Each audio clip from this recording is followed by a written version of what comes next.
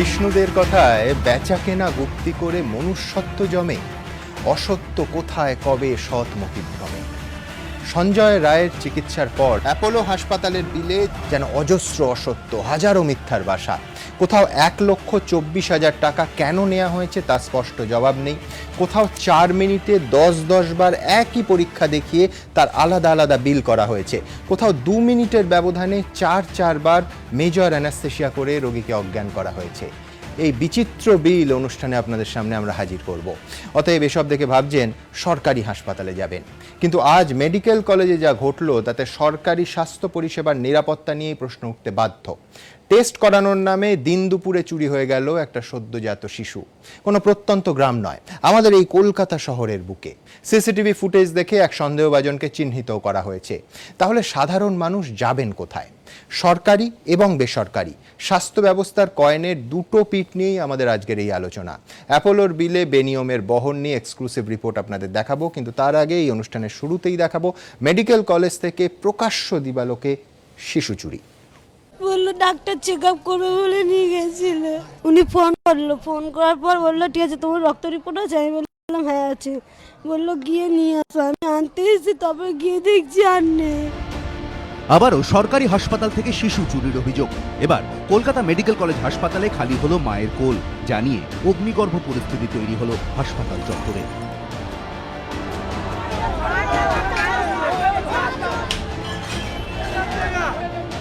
CCTV ক্যামেরায় ধরা পড়ল সন্দেহজনক মহিলার ছবি। এবিপি আনন্দে এই খবর দেখানোর পরই উদ্ধার শিশু।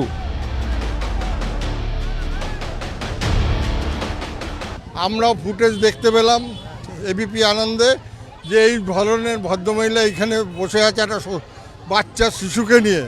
উনিও আমার থেকে 3 দিন আগে একটা বাচ্চা যাতে টাকা পায় সেই ধরনের সার্টিফিকেট নিয়ে গেছিল।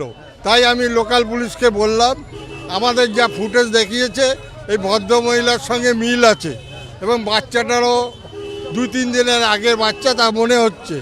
আমি দেখা মাত্রই বললাম আপনি না আমার থেকে সার্টিফিকেট এনেছেন? বলছে আমার ডেলিভারি আজকে হয়েছে। তো ডেলিভারি আজকে হলে আজকে ছেড়ে দেবে না এরকম জিনিস। তাই আমরা পুলিশকেও বললাম, ওসিকে বললাম, ওসি সঙ্গে সঙ্গে দেখে এটাকেই করব। 10ই মার্চ পুত্র সন্তানের জন্ম দেন বাগমারির বাসিন্দা সরস্বতী নস্কর। বুধবার ছেলেকে নিয়ে বাড়ি ফেরার কথা ছিল তার, কিন্তু তার আগের দিনই ছেলেকে হারালেন তিনি। পরিবারের দাবি মঙ্গলবার সকাল 11:30 নাগাদ এক মহিলা প্রসূতি বিভাগে ঢোকেন। সরস্বতীকে বলেন বাচ্চার চেক আপ করাতে হবে, নিয়ে যাব। বলছে ডাক্তার ওখানে ডাকছে আপনাকে। তা বলছে বাড়িতে লোক আছে। বললো আমার বাড়ির লোক কেউ এখানে নেই। তা বলে বাড়ির লোককে ফোন করো, ফোনটা করে আসতে বলো, ডাক্তার বাড়ির লোককে ডাকছে। আমি ভেতরে ঢুকলাম, ঢোকার পর আমি বেরিয়ে এসেছি। আমি বললাম ভেতরে ডাক্তার নেই। উনি ফোন করলো, ফোন করার পর বললো ঠিক আছে তোমার রক্ত রিপোর্ট আছে? আমি বললাম হ্যাঁ আছে। বললো গিয়ে নিয়ে আসো। আমি আনতে এসেছি, তবে গিয়ে দেখছি আর নেই। শিশু উধাও হওয়ার খবর ছড়িয়ে পড়তেই উত্তপ্ত হয়ে ওঠে হাসপাতাল। ক্ষোভে ফেটে পড়েন নিখোঁজ শিশুর পরিজনেরা। প্রশ্ন উঠছে, একজন শিশু নিয়ে ওয়ার্ডের বাইরে বেরিয়ে গেল, অথচ সেটা একজন নিরাপত্তা রক্ষীরও নজরে এলো না। এই যে তৃতীয় তলে এই যে ওয়ার্ড, সেই ওয়ার্ড থেকে যেটা অভিযোগ যে 12:10-15 নাগাদ সেই পুত্র সন্তানকে তাকে কোলে তুলে নেন আয়ারা, এবং এই যে প্যাসেজ রয়েছে এই প্যাসেজ দিয়ে সোজা যদি আমরা দেখি তো উল্টো দিকে হচ্ছে আমরা দেখতে পাচ্ছি এই যে পিছন দিকের গেটে যাওয়া যায়। একদম এই সোজা যদি আমরা বেরোই তাহলে এখান দিয়ে পিছন দিকের গেটে চলে যাওয়া যায় এই প্যাসেজটা দিয়ে, বারান্দা দিয়ে। যেটা নিয়ম হচ্ছে একটা কেউ বাচ্চা নিয়ে যখন যাচ্ছেন, আমরা আজকেও দেখেছি যে তার পুত্র সন্তান না কন্যা সন্তান সেটা দেখে ডিসচার্জ সার্টিফিকেট দেখে তাকে ছাড়া হয়, কিন্তু সেই নিরাপত্তার দায়িত্বে যারা রয়েছেন তারা কি করছেন সেই প্রশ্ন উঠছে। সদ্যজাত সন্তান উধাওয়ের ঘটনায় উঠে এসেছে আরও বিস্ফোরক তথ্য। গার্ড দেয় ওকে আমার এনে দাও, ও জানে বাচ্চার ব্যাপারে, ওকে ধরলে আমি বাচ্চা পেয়ে যাব। প্রশ্ন উঠছে, তাহলে কি ওই মহিলা নিয়মিত যাতায়াত ছিল ওয়ার্ডে? কিন্তু কে তিনি? কিভাবেই বা ওই মহিলা অনায়াসে ঢুকে পড়লেন প্রসূতি বিভাগে? তিনি কি হাসপাতালের কেউ নাকি বাইরের? এর আগে একবার দেখেছিলাম, ফর্সা করে, একটু লম্বা আছে, একটু হালকা মিডিয়াম মোটা আছে।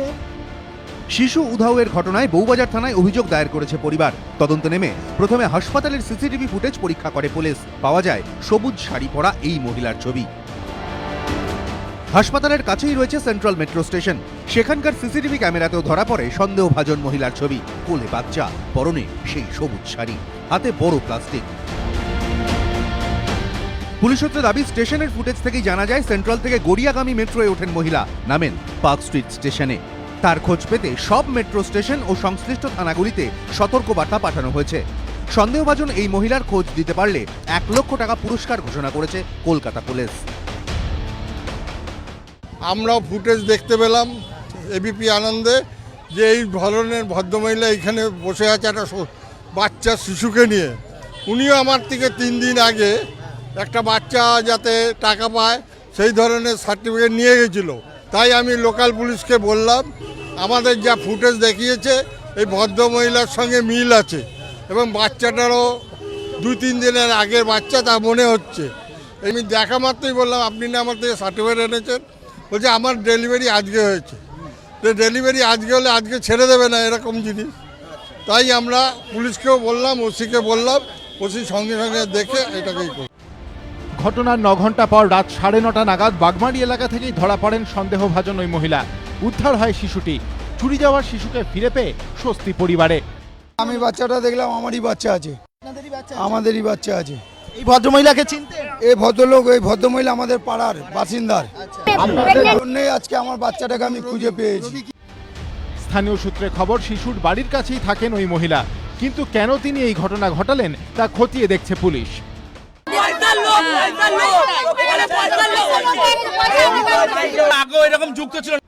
অর্ণব মুখোপাধ্যায়, রুমা পাল ও সুভাষ বৈদ্যর রিপোর্ট, এবিপি আনন্দ। ডক্টর দীপ্তেন্দ্র সরকারকে দিয়ে শুরু করবো। ডক্টর সরকার, খুব ছোট্ট 2টো শব্দে আমার যাবতীয় জিজ্ঞাসা যে ধরে যায়, সেটা হচ্ছে যাবে কোথায়? সাধারণ মানুষ কোথায় যাবে? কলকাতায়, খাস কলকাতায়, কোনো গ্রামীণ স্বাস্থ্যকেন্দ্রের ব্যাপার নয়, রাতের অন্ধকারে নয়, একদম ওয়ার্কিং আওয়ার্সে প্রকাশ্য দিবালোকে এইভাবে শিশু চুরি। এবং তারপর সুপার বলছেন, সংবাদ মাধ্যমে আমি শুনলাম যে তিনি নিশ্চিত যে হাসপাতালের কেউ যুক্ত নন।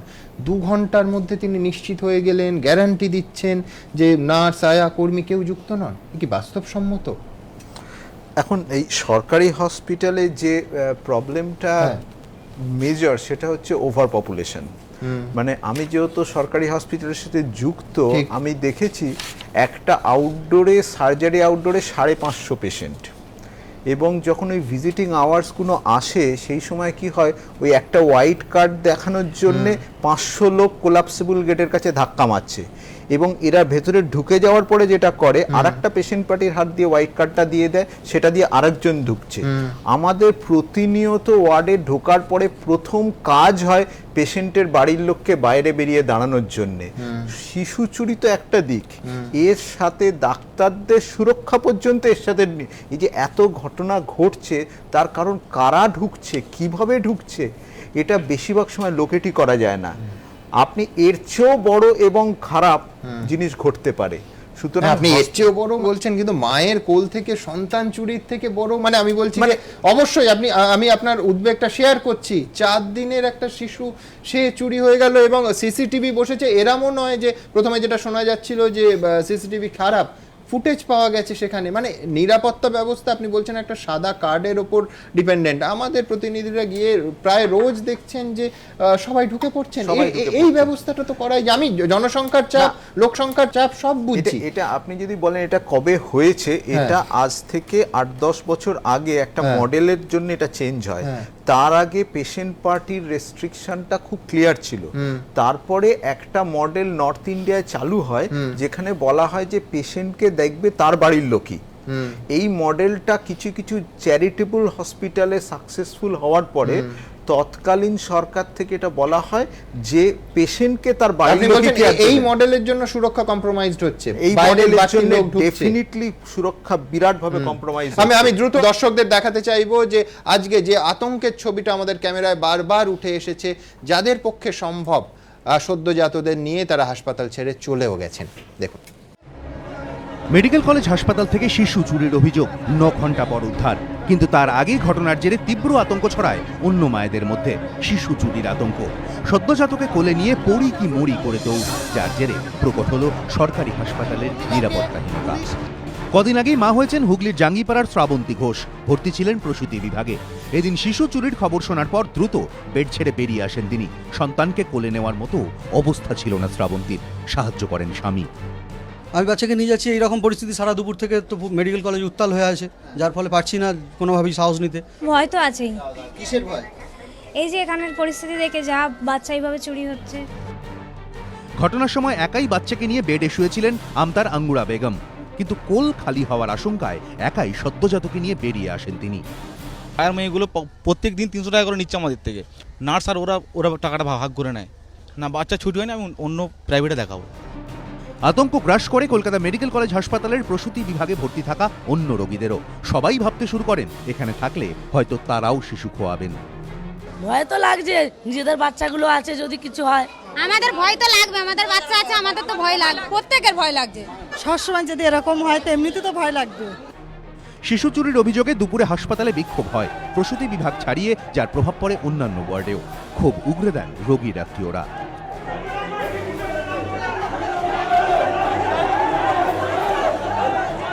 বিকেলে একদল যুবক প্রসূতি বিভাগে ঢোকার চেষ্টা করে। পুলিশ বাধা দিলে পরিস্থিতি রণক্ষেত্র চেহারা নেয়। ওই যুবকদের সঙ্গে ধস্তাধস্তি হয় পুলিশের। হাসপাতালে ভাঙচুরও করা হয়।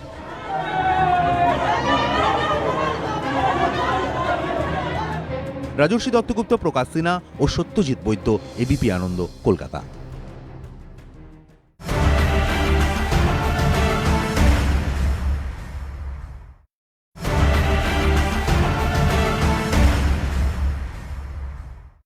ডক্টর রজত চৌধুরীর কাছে আসবো। ডক্টর চৌধুরী, সরকারি পরিকাঠামো কিন্তু গরিব মানুষের ভরসার একমাত্র জায়গা।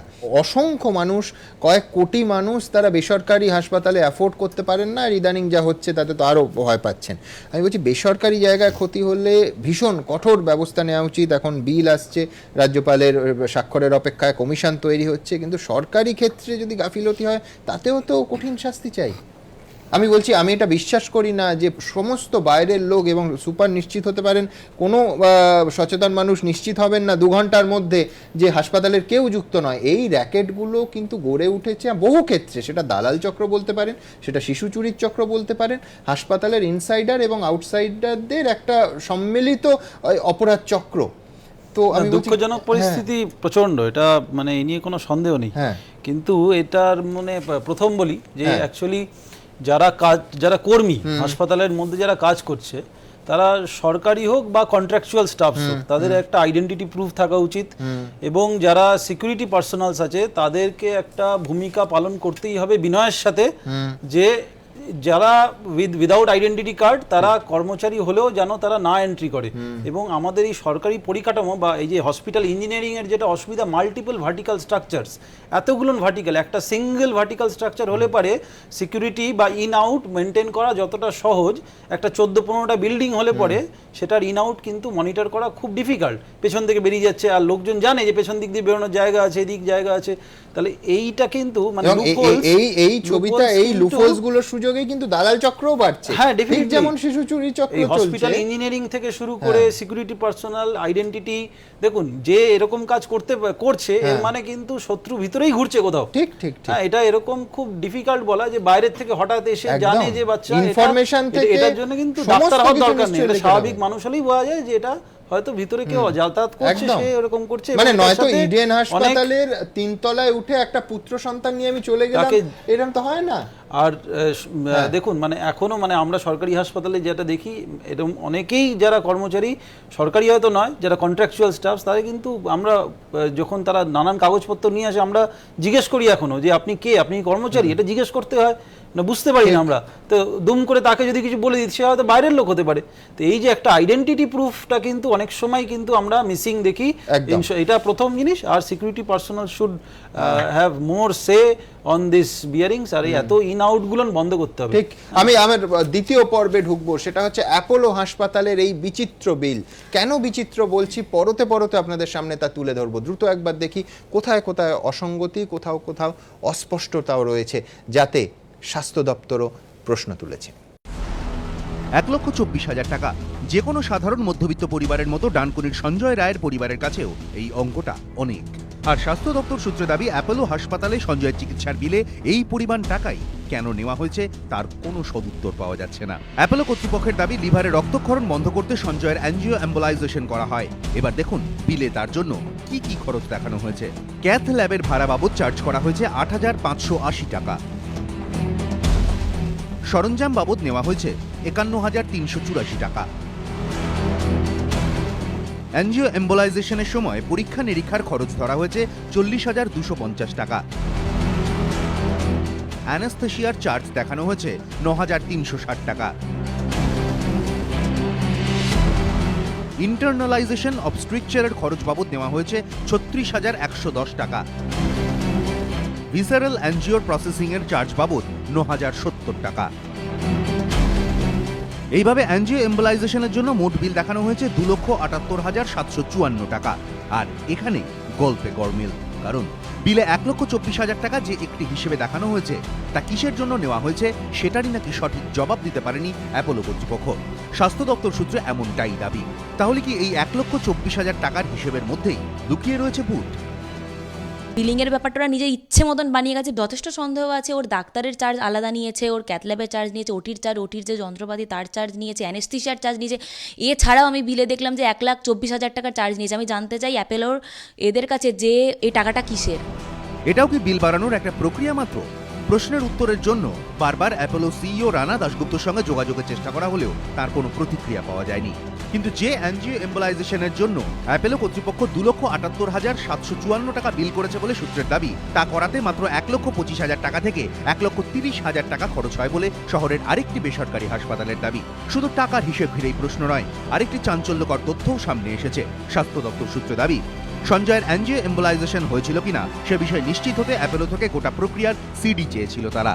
এর প্রেক্ষিতে হাসপাতাল কর্তৃপক্ষ যে সিডি দিয়েছে তার সত্যতা নিয়ে সন্দেহ হওয়ায় স্বাস্থ্য সচিব সেটি ফরেনসিক তদন্তের জন্য পুলিশের হাতে তুলে দিয়েছেন। কারণ স্বাস্থ্য দপ্তর সূত্রে দাবি, সঞ্জয়ের ময়না তদন্তের রিপোর্টের সঙ্গে অ্যাপোলোর দেওয়া সিডির সাযুজ্য নেই। অ্যাপোলোর বিলে অ্যাঞ্জিও এম্বোলাইজেশনের সময় অ্যানাস্থেশিয়ার যে হিসেব দেওয়া হয়েছে তা দেখেও স্বাস্থ্য দপ্তরের কমিটির চোখ কপালে উঠেছে। বিল অনুযায়ী ১৬ই ফেব্রুয়ারি অ্যাঞ্জিও এম্বোলাইজেশনের আগে ২ মিনিটের মধ্যে নাকি সঞ্জয়ের ৪ বার অ্যানাস্থেশিয়া করা হয়েছিল। রাত ৮টা ১৮ দুবার, আবার রাত ৮টা ১৯ দুবার। এটা কি আদৌ সম্ভব? ২ মিনিটের মধ্যে একই রোগীর ৪ বার অ্যানাস্থেশিয়া কি করে সম্ভব? নাকি এটাও বিল বাড়ানোর একটা পথ মাত্র? সত্যি কোনটা, মিথ্যেই বা কোনটা? এসবই স্পষ্ট হবে স্বাস্থ্য দপ্তরের তদন্ত কমিটির রিপোর্টে। নিমাই পান্ডা, ABP Ananda, Kolkata.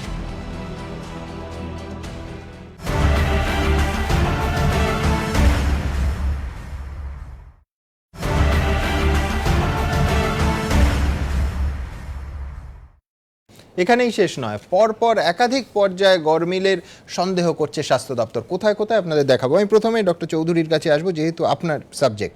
ABG, analysis of blood gas, কম্পিউটারের ভুলে নয়, কোনো রকম কাট পেস্ট হয়েছে সেরাম নয়, অ্যাকাউন্টিংয়ের কোনো প্রবলেম নেই, তার কারণ প্রতিবারে কোড কিন্তু চেঞ্জ হচ্ছে। প্রত্যেকটা টেস্ট ৩,৬৮০ টাকা করে নেওয়া হয়েছে। 18ই ফেব্রুয়ারি দেখছি 4:22-এ একবার, আবার 4:22-এ একবার, 4:23-এ 4 বার, 4:24-এ 2 বার, 4:25-এ 2 বার, মোট 10 বার। টোটালটা হয়েছে ৩৬,৮০০। সচেতনভাবে এই বিল বানানো হয়েছে, তার কারণ ওই যে বললাম কোড চেঞ্জ হয়েছে এবং কোনো কম্পিউটারের ভুল এখানে দেখতে পাচ্ছি না। আবার ধরুন 23শে ফেব্রুয়ারি 8টা 9 সন্ধেবেলা, সেখানে পরপর 2 বার ওই 8টা 9 কোড চেঞ্জ হয়ে যাচ্ছে ব্লাড গ্যাস। একটু দর্শকদের বুঝিয়ে বলবেন যে 1 মিনিটে 4 বার এই পরীক্ষা হয়, এর মানে কি আদৌ হতে পারে 1 মিনিটে 4 বার? অ্যাকচুয়ালি ব্লাড গ্যাস হচ্ছে এটা হচ্ছে আমরা রক্তটা টেনে, আমরা 1 ml মতন রক্ত টেনে আমরা একটা মেশিনে পুট আপ করি। সেই মেশিনটা একটা টাইম নেয়, মেবি 30 সেকেন্ডস নেয়, কিছু কিছু মেশিন 1 মিনিট নেয়। তো একটা রিপোর্ট আসতেই তো আমার মনে হয় মিনিট খানিক লেগেই যায় একদম। তো সেইখানে একটা রিপোর্ট যদি মিনিট খানিক লাগে, তো আমরা তো বুঝতে পারছি 3 মিনিটে যে 10টা একটু অ্যাবসার্ড লাগছে আমার, একটু না ভালোই অ্যাবসার্ড লাগছে যে 3 মিনিটে 3-4 মিনিটে 10টা। হ্যাঁ, এটা মানে ইউজুয়ালি এরকম তো কোথাও দেখা যায় না। অ্যামাউন্টটা ভাবুন, একটা টেস্ট করতে কিন্তু 1 মিনিট লাগে। এটা এরকম নয় যে দিলাম আর তখনই রিপোর্টটা বেরিয়ে আসে। এটা 1 মিনিট থেকে কিছু 30 সেকেন্ড মিনিমাম লাগবেই। হ্যাঁ, তো সেইখানে আমার মনে হয় যে অনেক সময় হয় যেটা কোনো কারণে যদি এরারও হয়, যদি টানার এরার থাকে, মানে ব্লাড গ্যাস তো ড্র করতে হয়, যদি কখনো ওটা এরার হয় টানার সময়, ধরে রক্ত নিলাম টানার error সময়। হয়েছে। এরার হলে একটা Billing হবে রিপিট, কেন? হ্যাঁ বিলিং হবে কেন Billing সেটাই। হবে কেন? 1 মিনিটে 4 বার বিলিং হতে পারে। আমি ডক্টর সৃজন মুখার্জির কাছে আসবো। এখানেই শেষ নয়, লোকাল অ্যানাস্থেশিয়া নয়, লার্জ উল্লেখ করা আছে, অর্থাৎ মেজর অ্যানাস্থেশিয়া 16ই ফেব্রুয়ারি প্রতি মিনিটে 2 বার করা হয়েছে, 8টা 18-তে, 2 মিনিটে 4 বার হয়েছে 8টা 19-এ। এর মানে কি বলছি, এখানে একটু বোঝার আছে। এখানে যে সময়টা দেখানো হচ্ছে, সময়টা কিন্তু কখন বিলিং হচ্ছে তার সময়। কম্পিউটারে বিলিং এ ওটা প্রিন্ট করে এন্টার মারার যে সময়টা, সেই মুহূর্তটা রেকর্ডেড হচ্ছে। এটাই কিন্তু এই যে এতবার সময়, ধরা যাক স্টার্ট ডেট লেখা আছে উপরে, স্টার্ট ডেট ওইটাই নাম লেখা থাকবে, কিন্তু ওই নামটা হচ্ছে বিলিং করার মুহূর্তটা ওখানে রেকর্ডেড হচ্ছে। ধরা যাক একজনের মানে প্রথম কথা, কোনো জায়গায় আমি বলছি না যে 10 বার ধরে একজনের এবিজি রাতারাতি করার কোনো যুক্তি হট করে আসতে পারে, মানে এটা প্রায় হতে পারে না, বৈজ্ঞানিকভাবে বা কি করে হতে পারে না এক্স্যাক্টলি। তবে একটা রাতের মধ্যে 2-3 বার এবিজি করার প্রয়োজন হতে পারে যদি বিভিন্ন চেঞ্জিং স্ট্যাটাস চলতে থাকে। এবারে সেই রাত্রিরে সেই মুহূর্তে বিলিং না হয়ে তার খানিক পরে যখন একজন বসে বিলিং গুলো তুলতে শুরু করলো, তখন সে 3 বার 1 মিনিটের অন্তর অন্তর বা 30 সেকেন্ড অন্তর অন্তর 3 বার যদি, মানে 3 বার হয়েছে এবিজি, এটা তাকে জানানো হলো এবং সে সেই বিলটাকে ইনপুট করলো তার সিস্টেমে। এই ইনপুট টাইমটা ওখানে ওঠে, সেই জন্য ওখানে দেখে মনে হবে যে 3 মিনিটে 4 বার বিল হয়েছে। সো এইটা হচ্ছে ওই জায়গার ফ্যালাসিটা। এবারে ওরা নিজেরা আগে থেকে কিছু, ওরা মানে সিস্টেম আগে থেকে ঠিক করে রেখেছে যে আমরা এই প্রসিডিওরটা, এই অ্যানেস্থেশিয়া বা এই প্রসিডিওরটার জন্য এত টাকা চার্জ করব। এবারে হয়তো ওখানে কতগুলো প্যাকেজ সিস্টেমে এ বি সি ডি করে, এ মানে 10,000 টাকা, বি মানে 20,000 টাকা, এরকম ভাবে তোলা আছে। তারপরে আর কিছু নেই। 40,000 টাকা যদি তুলতে হয় তাহলে 2 বার বি মারতে হবে অথবা 4 বার এ মারতে হবে। মাই গড, ওরা যেটা ঠিক করেছে এত টাকা আমরা নেব, সেই টাকা ওরা নেবে, সেটাকে ওরা কিভাবে ভাঙলো সেইটা আপনারা দেখছেন ওই সংখ্যা দিয়ে। আমার মনে হয় শেষ পর্যন্ত ওরা এই যুক্তিটাই দেবে। আমি বলছি সিটি স্ক্যান জেনারেল বেডে যখন ছিলেন 16ই ফেব্রুয়ারি সঞ্জয়, তখন তার বিল হচ্ছে 15,720, আইসিইউতে হলে সেটা হয়ে যাচ্ছে 18,080 টাকা, 2 দিনের ব্যবধানে। প্রথম কথা, এই নিয়ে বহু বিতর্ক, মুখ্যমন্ত্রী আপত্তি করেছেন, যেটা হতে পারে না, চিকিৎসার খরচ এইভাবে বেড হিসেবে চেঞ্জ হতে পারে না। আমি এই পার্টটাও বাদ দিলাম, ঠিক আছে। অ্যাপোলোর তরফ থেকে কেউ কিছু বলেননি। আমি বলছি যে এমআরপিতে দাম হাসপাতাল নেয়, কোনো ডিসকাউন্ট দেয় না, ওষুধের দাম কি বেশি নেওয়া যায়? আমি বলছি কিভাবে, দেখুন এই সিটি স্ক্যানের জন্য আমরা সবাই জানি সাধারণ বুদ্ধিতে ডাই লাগে, নন আয়নিক কন্ট্রাস্ট 100 সিসি। ওই 16 তারিখ যখন সঞ্জয় জেনারেল বেডে ছিলেন তখন তার দাম হচ্ছে 2,770 টাকা, আর ওই একই অ্যামাউন্ট 100 সিসি 18 তারিখ যখন তিনি আইসিইউতে, তখন তার দাম হচ্ছে 3,190 টাকা। আমি জানি না, মানে আমি বলছি এ তো বেআইনি। এটা নিয়ে আমি সরাসরি একটা তর্কাতর্কি তুলে ধরবো খুব ছোট করে। এই বক্তব্য বিভিন্ন সময় বিভিন্ন ডাক্তার যখন নতুন নতুন, বিশেষ করে আমরা যারা বিদেশ থেকে এসে প্রথম এখানে প্র্যাকটিস করতে শুরু করি কর্পোরেট সেটআপে, তখন এই ব্যাপারটা ভীষণ খটকা লাগে। বেড চার্জ যত খুশি বাড়ানো যেতে পারে, কিন্তু এইগুলো কি করে বাড়লো এই নিয়ে আলোচনা করতে গিয়ে যে বক্তব্যটা সরাসরি বলা হয়েছে সেটা হচ্ছে যে ওই যে ম্যাক্সিমামটা, ওটাই হচ্ছে আসল রেট। আমরা গরিব মানুষকে সাহায্য করার জন্য নিচের রেটগুলো রেখেছি। তো তখন বলা হয় যে এরকম ভয়ঙ্কর রেট কি হওয়া সম্ভব? একদম পরিষ্কার যে সব হসপিটাল তো সবার জন্য নয়, সরকারি হসপিটাল আছে ইত্যাদি। তো এই হসপিটালে ঢোকার সময় লোককে ওটা বুঝতে হবে। আমি তখন একটাই বলেছিলাম যুক্তি, যে তাই যদি হয় তাহলে বিজ্ঞাপনগুলোর তলায় স্ট্যাটুটারি ওয়ার্নিং এর মতো লিখে দিতে হবে যে এই ব্র্যাকেটের বাইরে যদি অর্থনৈতিক অবস্থান হয় তাহলে এই হাসপাতালে আসিবে না। আমি সেই লজিকেও যাচ্ছি না। আমি বলছি যে এর চিকিৎসার ক্ষেত্রে এটা লেগেছিল, এটা প্রয়োজন, এইটা প্রমাণ করাই তো আমার মনে হয় সব থেকে বড় চ্যালেঞ্জ অ্যাপোলো কর্তৃপক্ষের সামনে।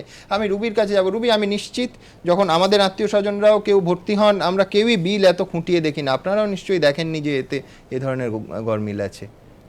আমি তো বিল দেখে অবাক, মানে এরকম যে আগে হতো, আজকে যদি আমি ওকে সুস্থ করে নিয়ে যেতাম তাহলে তো বিলটা চেকই করতাম না। সেটা আমি কালকে আপনাদের বাড়িতেও গেছিলাম, ওনাকে বললাম হয়তো মানুষ এমনও আছে বাড়িঘর গয়না বেচে বিল মিটিয়ে এসছে, তারা জানেও না যে এই ব্লান্ডারটা তাদের সাথে হয়ে গেছে। আজ এই বিলটা দেখে আমি নিজেই, ডাক্তাররাও হয়তো, তাহলে আমরা কতটা হতবাক আপনি নিজেই ভাবুন। আমরা তো ডাক্তার নই বলেই ওদের কথা কমপ্লিটলি বিশ্বাস করে গেছিলাম। 4 মিনিটে 10 বার একই পরীক্ষা, কিংবা কিছুক্ষণ আগে আপনাদের দেখালাম 2 মিনিটের ব্যবধানে অ্যানাস্থেশিয়া এবং মেজর অ্যানাস্থেশিয়া 4 বার। এই বিল নিয়ে একাধিক অসঙ্গতির অভিযোগ স্বাস্থ্য দপ্তরের। ভুরি ভুরি টেস্ট, ভুরি ভুরি বিল, কিন্তু অ্যাঞ্জিও এম্বোলাইজেশনের পর যেটা করলে জানা যেত সঞ্জয় রায়ের শরীরে রক্তক্ষরণ বন্ধ হয়েছে কিনা, সেটা করতেই নাকি লেগে গেল 7 দিন। সূত্রের দাবি স্বাস্থ্য দপ্তরের তদন্ত কমিটির রিপোর্টে অন্তত এমনটাই উঠে এসেছে। অ্যাপোলোর বিল অনুযায়ী সঞ্জয় অ্যাপোলোতে ভর্তি হন 16 তারিখ। তার রক্তক্ষরণ বন্ধ করতে করা হয় অ্যাঞ্জিও অ্যাম্বুলাইজেশন, কিন্তু স্বাস্থ্য দপ্তর সূত্রে দাবি এরপরও যে সঞ্জয়ের রক্তক্ষরণ বন্ধ হয়নি তা বুঝতেই পারেননি অ্যাপোলো হাসপাতালের চিকিৎসকেরা। অ্যাঞ্জিও অ্যাম্বুলাইজেশনের 7 দিন পর 23 তারিখ ইউএসজি করা হয়। যেদিন তাকে এসএসকেএমে স্থানান্তরিত করা হয় সেদিন সকালে। কিন্তু চিকিৎসক মহলে প্রশ্ন, অ্যাঞ্জিও এম্বোলাইজেশনের পরই যদি ইউএসজি করা হতো তাহলেই তো বোঝা যেত সঞ্জয়ের রক্তক্ষরণ বন্ধ হয়েছে কি হয়নি। 7 দিন পর তা কেন করা হলো? তবে অ্যাঞ্জিও এম্বোলাইজেশনের পর ইউএসজি করতে 7 দিন লেগে গেলেও অন্য কিছু টেস্ট এতবার হয়েছে যা দেখে তদন্ত কমিটির মনেও সন্দেহ জেগেছে বলে সূত্রের খবর। যেমন ব্লাড গ্যাস অ্যানালিসিস, রক্তে অক্সিজেন ও কার্বন ডাই অক্সাইডের মাত্রা জানতে এই পরীক্ষা করা হয়। আর সেই পরীক্ষাই নাকি সঞ্জয়ের ক্ষেত্রে করা হয়েছে 4 মিনিটে 10 বার। অ্যাপোলোর বিলে দেখা যাচ্ছে 18 ফেব্রুয়ারি বিকেল 4:22-এ 2 বার, 4:23-এ 4 বার, 4:24-এ 2 বার এবং 4:25-এ 2 বার এই পরীক্ষা করা হয়েছে। সেজন্য বিল দেখানো হয়েছে 36,800 টাকা। চিকিৎসকদের একাংশ বলছে এই টেস্ট এই সময়ের মধ্যে একবারের বেশি করার প্রয়োজনই পড়ে না। তাহলে 4 মিনিটে তা 10 বার করা হলো কি করে? এটা কি পুকুর চুরির মতো বিষয় নয়? তাহলে কি 3,680 টাকাতেই যা করে ফেলা যেত সেই বিলই বাড়িয়ে 36,000 টাকা করা হয়েছে? ওভার বিল করবেন না, অবহেলা করবেন না, কিন্তু গায়ের জোরে তোমার জমির দলিল জমা দিতে হবে, তোমার ফিক্সড ডিপোজিট জমা দিতে হবে, তোমার জীবন জমা দিতে হবে, তোমার যৌবন জমা দিতে হবে, তোমার ভবিষ্যৎ জমা দিতে হবে। কারণ আমি চিকিৎসার নামে শুধু ব্যবসা করব, এটা হবে না। বিষয়ের এখানেই শেষ নয়। স্বাস্থ্য দপ্তরের তদন্ত কমিটির নজর গিয়েছে আরও একটি বিষয়ের দিকে। অ্যাপোলোর বিলে দেখা যাচ্ছে একই হাসপাতালে সিটি স্ক্যানের জন্য 2 বার 2 রকম বিল করা হয়েছে। জেনারেল বেডে থাকাকালীন সঞ্জয়ের সিটি স্ক্যান বাবদ বিল করা হয়েছে 15,720 টাকা। আবার সেই সঞ্জয় যখন আইসিইউতে তখন তার সিটি স্ক্যানের জন্য বিল করা হয়েছে 18,080 টাকা। অর্থাৎ একই পরীক্ষার জন্য জেনারেল বেডে এক খরচ আর আইসিইউতে আরেক। এরকম হতে পারে না যে বেসিক রেটটা একজনের থেকে নিচ্ছে, যেখান থেকেও লাভ হচ্ছে, আবার আরও বেশি রেট নেওয়া হচ্ছে, আরও বেশি দামে যারা ভর্তি হচ্ছে, সেটা তো অনৈতিক।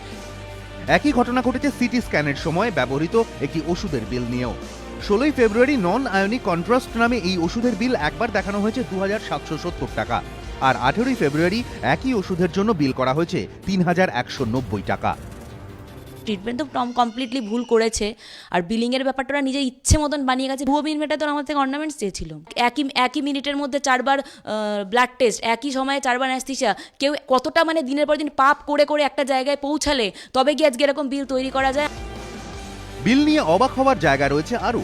অ্যাপোলোর বিলে দেখা যাচ্ছে 16 ফেব্রুয়ারি সঞ্জয় রায় যখন ক্যাথ ল্যাবে ভর্তি তখন থেকেই তার আইসিইউর ভাড়া চালু হয়ে গিয়েছে। বিল অনুযায়ী সঞ্জয় আইসিইউতে ছিলেন 7 দিন 2 ঘন্টা 20 মিনিট। সূত্রের দাবি স্বাস্থ্য দপ্তরের তদন্ত কমিটি জানতে পেরেছে এই 2 ঘন্টা 20 মিনিট সঞ্জয় আদতে আইসিইউতে ছিলেনই না, ছিলেন ক্যাথ ল্যাবে।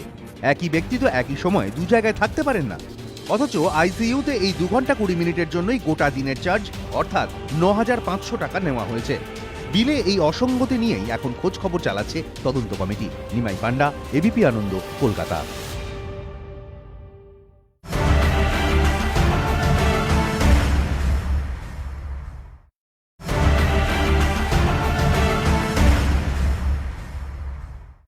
আমি ডক্টর কিরণ মুখোপাধ্যায়ের কাছে যাব। ডক্টর মুখার্জি, আমি বলছি অন্তহীন ধাঁধা, তার কারণ রক্ত লাগেনি, নিজস্ব ব্লাড ব্যাংকে ফোন করে বলা হয়েছে যে রক্ত রেডি রাখুন।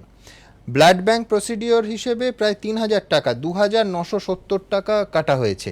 রক্ত এলো না, লাগলো না, ফোন করার চার্জ প্রায় 3,000 টাকা, কিন্তু ইন্টারকমে বলা হয়েছে, এভাবে কাটা যায়? আবার দেখুন 20 ফেব্রুয়ারি 17 ব্লাড ব্যাংক 1 প্রোডাক্ট 72 ঘন্টার জন্য রাখতে বলা হয়েছে, 3 বার বিল করা হয়েছে, করে সেটা 3,240 টাকা দাঁড়িয়েছে। এটা কি প্রসিডিওর? এটা প্রসিডিওর যা এতক্ষণ যা শুনছিলাম তো কোনোটাই তো ঠিক নয়। কোনো রক্ত লাগেনি কিন্তু। এবারে আমি একটু বলি, এবিজি নিয়ে যে কথাটা হচ্ছে, আমরা সবাই জানি যে এত তাড়াতাড়ি করা দরকার হয় না। একটা দেখতে হবে যে এটা ডক্টর অ্যাডভাইসও হয়েছে কিনা, এটাও দেখা দরকার যে এটা কোনো ডক্টর অ্যাডভাইস আছে কিনা। তো আমার ধারণা নেই, ডক্টর অ্যাডভাইস নেই, কারণ ডক্টর অ্যাডভাইস কিন্তু প্রত্যেকবারই থাকতে হবে এবিজি করার জন্য। তো 6 বার যদি এবিজি করা হয় তাহলে 6 বার কিন্তু অ্যাডভাইস থাকতে হবে। তো বেডের টিকিটে কিন্তু অ্যাডভাইস থাকা দরকার। অ্যানেস্থেসিয়া যেরকম 2 মিনিটে 4 বার অ্যানেস্থেসিয়া দেখানো হয়েছে, তো রুবি দেবী আছেন, উনি সব থেকে ভালো জানবেন, কারণ মেজর অ্যানেস্থেসিয়া দিলে কিন্তু বাইরের লোকের কনসেন্ট নেওয়াটা প্রত্যেকবার ইনফর্ম করা দরকার। হ্যাঁ, তাকে বলা দরকার যে এবার আমরা অ্যানেস্থেসিয়া নিয়ে যাচ্ছি। তো 4 বার যদি আলাদা আলাদা করা হয় অ্যানেস্থেসিয়া, তো 4 বার উনি জানবেন, তো এটা উনি ভালো বলতে পারবেন যে 4 বার ওনাকে বলা হয়েছে। এরকম কিছু বলা হয়েছিল? নিয়ে গেল, তারপরে একদম বেরিয়ে আমাদের সাথে কথা বললো যে ব্লিডিং বন্ধ হয়ে গেছে, আমরা এটা যেটা আপনাদের আগে বললাম, তারপরে ওকে বেরোলো, ওর সাথে আমরা কথা বললাম, সেটা একবার ওকে তো ঢুকিয়ে 4 বার আসতে হয় না। এক্স্যাক্টলি। আচ্ছা, তো এইটাই বলছি। আর ওষুধের দাম যেটা বললেন, ওষুধের দাম এমআরপি থেকে বেশি কখনোই নেওয়া উচিত নয়, নেওয়া যায় না। আপনি যেটা বললেন যে এটা অনৈতিক, একই ওষুধের দাম এমআরপি থেকে তো বেশি তো কোনোই হতে পারে না, এবং ওষুধের দাম আপনি একই জায়গাতে দুভাবে নিতে পারেন না। তো মানে আমার ওভারঅল যেটা বক্তব্য সেটা যে প্রফেশনাল সার্ভিস, আপনি নিশ্চয়ই সার্ভিস দিয়ে তার ফিজ তো নেবেন, পয়সা নেবেন, ঠিক আছে, কিন্তু এটা মাথায় রাখা দরকার চিকিৎসা পরিষেবা কিন্তু অন্য আর 5টা সার্ভিস মতো নয়, একটু অন্যরকম। আর এখানে ট্রান্সপারেন্সি একটা বিরাট ব্যাপার। আমি আগের দিন যেটা বলছিলাম যে ডক্টর পেশেন্ট রিলেশনশিপ, বিশ্বাসের ব্যাপারটা, তো যেমনভাবে চিকিৎসকের সাথে রোগীর যে কমিউনিকেশন হবে সেখানেও যেমন ট্রান্সপারেন্সি থাকা অবশ্যই দরকার, বিলিংও সেরকম অ্যাবসলিউট ট্রান্সপারেন্সি থাকা দরকার।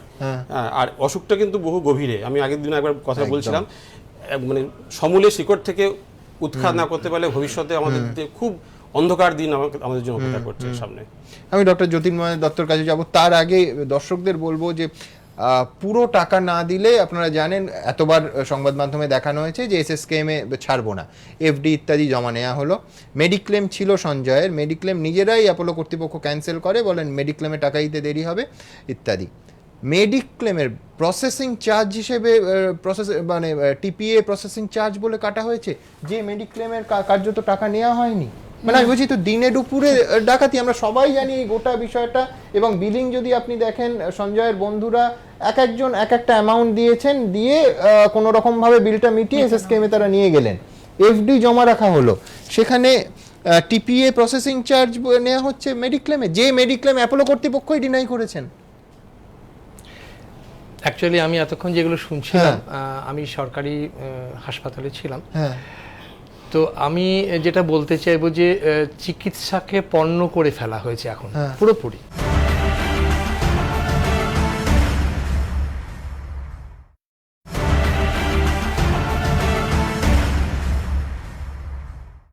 মানে আমি বলতে পারলাম না, রুবি দেবী স্টুডিওতে আছেন বলে কিভাবে নিয়ে আনা হয়েছে, যে পোশাকটি অবধি খুলে নিয়ে চলে আসা হয়েছে। চিকিৎসাকে পণ্য করে ফেললে কিন্তু আমাদের সমূহ বিপদ, এবং এইটি রিসেন্টলি ধরা পড়েছে। এটা কিন্তু উনি যেটা বলছিলেন শিকড় অনেক গভীরে, এবং এটা আগে থেকেই চলছিল, এখন তো ধরা পড়েছে, এখন এরপরে আসছে পরপর যে কার কে কোথায় ক্ষতিগ্রস্ত। আমি আবার আসবো, কিন্তু বারবার আমি যেটা বলি সেটা হচ্ছে, হ্যাঁ অবশ্যই সমস্যা আছে, সমাধানের রাস্তাও আমরা সবাই মিলে খুঁজতে চাইছি, কিন্তু ভাঙচুরটা কোনো সমাধান নয়, সমাধান হতে পারে না। মেডিকেলের শিশু চুরির রেশ হিসেবে ভাঙচুর করা হয়েছে হাসপাতালে, এবং সেই শিশু চুরির রেশ এখন একেবারে শহরের রাজপথেই ব্যস্ত সময় এসে পড়েছে। রাজপথ অবরুদ্ধ, সেন্ট্রাল এভিনিউ অবরোধ করে রাখা হয়েছে। সরাসরি কথা বলবো অর্ণবের কাছে, ঠিক এই মুহূর্তের পরিস্থিতিটা অর্ণব তোমার কাছে জানতে চাইবো। অর্ণব, এই মুহূর্তে সেন্ট্রাল এভিনিউয়ের পরিস্থিতিটা কি? দেখো, প্রায় 8.5 ঘন্টা হয়ে গিয়েছে, এখনো অবধি যে শিশুপুত্র যার খোঁজ এখনো পাওয়া যায়নি। এই মুহূর্তে তোমাকে দেখিয়ে দেবো সেন্ট্রাল অ্যাভিনিউয়ের চিত্রটা। সেন্ট্রাল অ্যাভিনিউ এই মুহূর্তে অবরুদ্ধ হয়ে রয়েছে, তার কারণ এই প্রসূতির বাড়ির লোকজন তারা এই মুহূর্তে সেন্ট্রাল অ্যাভিনিউ অবরোধ করেছে। এই মুহূর্তে আমরা দেখতে পাচ্ছি এখানে পুলিশ এসছে, এবং পুলিশের সঙ্গে তারা রীতিমতো বচসাই জড়াচ্ছেন যে কেন এখনো পর্যন্ত কেন খুঁজে পাওয়া গেল না তাকে। অন্যদিকে আমরা তোমাকে যদি দেখাই যে সেন্ট্রাল অ্যাভিনিউয়ের চিত্রটা, এখানে পরপর সমস্ত গাড়ি দাঁড়িয়ে রয়েছে এই অবরোধের জেরে। এখানে বাঁশ ফেলা হয়েছে, ইট রাখা হয়েছে, ইট এবং বাঁশ ফেলে এই পুরো সেন্ট্রাল অ্যাভিনিউ এই মুহূর্তে অবরুদ্ধ রাখা হয়েছে। শুধু সেন্ট্রাল অ্যাভিনিউ অবরুদ্ধ রাখাই নয়, এই মুহূর্তে তোমাকে আরেকটা জিনিস দেখাবো। ঠিক এই যে গেটটা রয়েছে মেডিকেল কলেজের গেট, এই রোগীর আত্মীয়দের যে রোষের বলি, সেই বলিও কিন্তু হয়েছে এই মেডিকেল কলেজের গেট। আমরা দেখতে পাচ্ছি যে এই সামনে সিকিউরিটির জন্য যে গেট করা হয়েছে, সেই গেট কিন্তু পুরোপুরি ভেঙে গিয়েছে। এখানে বাঁশ দিয়ে ঢিল দিয়ে এই গেটটাকে পুরোপুরি ভাঙা হয়েছে। তুমি দেখতে পাচ্ছ যে এই গেট এখানটা পুরোটা ভাঙা হয়েছে, এটা নতুন করা হয়েছিল এই গেটগুলো, সেই গেটগুলো পুরোপুরি ভেঙে পড়ে রয়েছে। একদম আমাদের পায়ের কাছে পুরো পরপর এই কাঁচ একদম ছড়িয়ে রয়েছে। এবং এখানে যারা রোগীর বাড়ির আত্মীয়রা রয়েছেন, যারা প্রসূতি প্রসূতির বাড়ির আত্মীয়রা রয়েছেন, তারা বলছেন যে এখনো পর্যন্ত এখানে কেন তোমার শিশু পুত্র তাকে খুঁজে পাওয়া গেল না, এবং সেই জন্য এখানে ইতিমধ্যেই অবরোধ হয়ে রয়েছে। আমরা দেখতে পাচ্ছি যে পুলিশের লোকজন এখানে এসছেন এবং পুলিশের লোকজনের সঙ্গে এই মুহূর্তে কিন্তু রীতিমতো বচসা শুরু হয়েছে এখানে পেশেন্টের লোকজন। আমরা দেখতেই পাচ্ছি পুলিশ এখানে এই মুহূর্তে রয়েছে, পরিস্থিতি রীতিমতো উত্তপ্ত। সুমন, আমরা দেখতে পাচ্ছি যে পুলিশের সঙ্গে কথা বলার পরেও এখানে কিন্তু এতটুকু পরিস্থিতি স্বাভাবিক হয়নি। স্বাভাবিকভাবে এরা এখনো অবধি অবরোধ করে রয়েছে। আমরা কথা বলবো কি মানে অবরোধ কতক্ষণ চালাবে তোমরা? অবরোধ যতক্ষণ বাচ্চা না পাচ্ছি, আশা করি ততক্ষণ চালানোর ইচ্ছা আছে। ঠিক আছে, যতক্ষণ আমাদের বাচ্চা না পাবো আমরা ততক্ষণ অবরোধ চলবে। এর মধ্যে যে আমি সব জায়গা অনেক দিন থেকে দেখছি সেই ঘটনা হচ্ছে, সেই ঘটনা কেন হচ্ছে আমি রাজ্য সরকারকে জবাব দিতে। যতক্ষণ না বাচ্চা পাচ্ছি, যতক্ষণ না বাচ্চা পাওয়া যাচ্ছে ততক্ষণ এই সেন্ট্রাল আমরা দেখতে পাচ্ছি যে সেন্ট্রাল এভিনিউ এই মুহূর্তে অবরুদ্ধ হয়ে রয়েছে। আমরা দেখতে পাচ্ছি যে এই মুহূর্তে আমরা পুরোপুরি বসে রয়েছি এইখানে সেন্ট্রাল এভিনিউয়ের ওপর। পুরো বাঁশ পাতা রয়েছে এখানে সেন্ট্রাল এভিনিউ, এবং আমার পিছনে সেন্ট্রাল এভিনিউ রীতিমতো অবরুদ্ধ হয়ে পড়ে রয়েছে। এই যে ঘটনা, বেলা 12টার সময় এই ঘটনা ঘটেছে এবং বেলা 12টার সময় এই ঘটনা ঘটার পরে এখনো অবধি সেন্ট্রাল এভিনিউ পুরোপুরি অবরুদ্ধ। সামনের যে গেট, সেই গেট ভেঙে দেওয়া হয়েছে এবং এখানে যারা রয়েছেন তারা কিন্তু ইতিমধ্যেই সেন্ট্রাল এভিনিউ জুড়ে বসে রয়েছেন। এখানে সবাই রয়েছেন। কতক্ষণ তোমরা অবরোধ চালাবে? আমরা যতক্ষণ না বাচ্চা পাবো ততক্ষণ আমরা আমাদের অবরোধ চালিয়ে যাব। ধন্যবাদ অর্ণব। আমরা বুঝতে পারছি যে এই মুহূর্তে 4 দিনের একটি শিশু যদি চুরি হয় সেক্ষেত্রে পরিবারের মানুষের কি অবস্থা হয়, মানসিকভাবে তারা কতটা ভেঙে পড়েন। কিন্তু বলার কথা একটাই, রাস্তা অবরোধ, হাসপাতাল ভাঙচুর, সরকারি পরিকাঠামোর ক্ষতি করে আরও চিকিৎসার জন্য যারা আসছেন সেই মানুষগুলোকে বঞ্চিত করার কোনো যুক্তিযুক্ত আবেগ ছাড়া কোনো কারণ আছে কি? আমরা জানি না। আমরা অবশ্যই অপেক্ষায় থাকবো যে কোন দিকে, একদিকে পুলিশের ছবি পাওয়া গেছে, তাকে গ্রেফতার করা হবে কিনা আমরা জানি না। আমি ডক্টর সরকারের কাছে একবার চলে যাব। ডক্টর সরকার, আমি বলছি যে পরিবারের লোকের আবেগের আমরা সবাই শরিক, নিঃসন্দেহে খুব দুর্ভাগ্যজনক ঘটনা। কিন্তু আমি বলছি অবরোধ, ভাঙচুর, যখন সিএমআরআই হাসপাতালে ভাঙচুর হলো সেই দিন থেকে আমরা বলতে শুরু করেছি যে এইটা কোনো সমাধান নয়। নিঃসন্দেহে উত্তরণের পথ খুঁজতে হবে, সবাইকে খুঁজতে হবে, কিন্তু একেবারে ব্যস্ত সময় রাজপথ আটকে এটাও তো নিশ্চয়ই সমাধান সূত্র নয়। একদম ঠিক কথা। এটা বুঝতে হবে যে যে কোনো মৃত্যু, যে কোনো খারাপ কাজ এগুলো নিন্দনীয়। তার জন্য দেশে একটা আইন আছে, আইন ব্যবস্থা আছে, সরকার আছে, তারা নিশ্চয়ই দেখবে। কিন্তু এর সলিউশন কখনোই ভ্যান্ডালিজম নয়। এর ফলে যেটা হচ্ছে যে আজকে ডাক্তার সমাজ কিন্তু ভীত সন্ত্রস্ত হতে থাকছে। তারা এটা ভাবছে যে আমি কি রিস্ক নিয়ে চিকিৎসাটা করব? 100 জন ডাক্তারের মধ্যে তো 100 জন অসৎ ডাক্তার নয়, তাহলে তো 130 কোটি মানুষ বেঁচে রয়েছে তাদের উপর ভরসা করে। সুতরাং যত আক্রমণ হবে, যত ভাঙচুর হবে, তত কিন্তু যেটা হবে সাধারণ মানুষের ক্ষতিটাই তো সবথেকে বেশি ক্ষতি। এই সেন্ট্রাল এভিনিউতে না আসতে পারে, মানুষই পরিষেবাটা পাবে না। আমি দ্রুত একবার দেখে নেব স্বাস্থ্য পরিষেবা অধিকর্তা বিশ্বরঞ্জন শতপথী এই বিষয় নিয়ে তার কি মন্তব্য। সরকারি হাসপাতাল থেকে কিভাবে চুরি হয়েছে সেটা আমরা দেখছি, আর ট্রেস করার চেষ্টাও করা হয়েছে, খানিকটা ট্রেস করা গেছে, পুলিশ ইনভেস্টিগেট করছে। গাফিলাতি এই মুহূর্তে কিছু তো প্রমাণিত হয়নি, আর সিকিউরিটি যদি ল্যাপস থাকে সেটাও আমরা দেখবো, দেখে আইনের পথে চলবে, আমরা ব্যবস্থা নেব। নিঃসন্দেহে এই দিকে আমাদের নজর থাকবে। অর্ণব সেন্ট্রাল এভিনিউ থেকে বারবার সেই খবর তুলে ধরবে। আমি ডক্টর দত্তর কাছে যাব। ডক্টর দত্ত, আমি বলছি মানবিকতার কথা আমরা বলছিলাম, একদিকে একেবারে বিবস্ত্র করে তার পোশাকটা অ্যাপোলো কর্তৃপক্ষের কর্মচারীরা নিয়ে গেল, এসএসকেএমে পোশাকটা অবধি দেয়া হলো না। আমি বলছি যে 18ই ফেব্রুয়ারি 13 ঘন্টা 34 মিনিট বিলিং হয়েছে, যে ঘন্টা হিসেবে প্রায় ভাড়া নেওয়া হয়েছে, যে হ্যান্ড রেস্ট্রেনার সঞ্জয়ের হাত বাঁধা হয়েছে তারও 600 টাকা নেওয়া হয়েছে। আমি বলছি এটা কি মানবিকতা? সত্যি কথা বলতে কি হাত বাঁধা 600 টাকা নেওয়া হয়েছে এবং দেখানো হয়েছে যে সেটা দিয়ে 13 ঘন্টা 34 মিনিট হাত বেঁধে রাখা হয়েছে, এটা বিল। আর প্রথমেই বলি, ডাক্তাররা ভগবান নয়। এবার যখন আমাদের কাছে পেশেন্ট আসে আমরা অ্যাসেস করে নিতে হয় যে এই পেশেন্ট, তার কন্ডিশন কি, সে কতখানি আমরা তাকে বাঁচাতে পারবো। আর যেটা আমি বলছিলাম একটু আগে কথা হচ্ছিল, ডাক্তারের সঙ্গে পরিজনদের একটা ইন্টারাকশন খুব দরকার।